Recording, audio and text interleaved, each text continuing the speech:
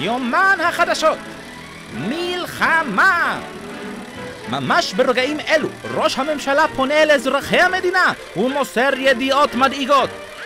אזרחים יקרים, בשעה 8:34 שירותי המודיעין העבירו לידי את הבשורה המדאיגה. השמיים תוקפים. השמיים תוקפים! כל אנשי המילואים נקראים אל החזית. כל החילות נרתמים אל המאמץ המלחמתי. חיל הרגלים, חיל האוויר, חיל השריון, חיל התותחנים. אנשי הצבא המובחרים ביותר מגבשים אסטרטגיה שתביא את הניצחון. עד כה ניסינו להפציץ את השמיים מן הקרקע, אך ללא הצלחה. כעת נפתיע את השמיים ונפציץ מן האוויר. ואיך נדע שהשמיים לא יצפו לזה? זה פשוט מאוד.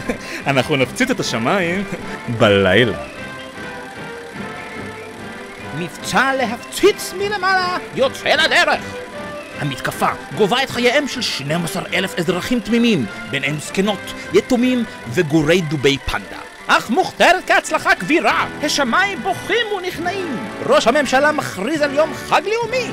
יומן החדשות מובא לכם בחסות חרא. כנראה שאתם אוהבים חרא כי אתם ממשיכים לאכול אותו. עד כאן יומן החדשות.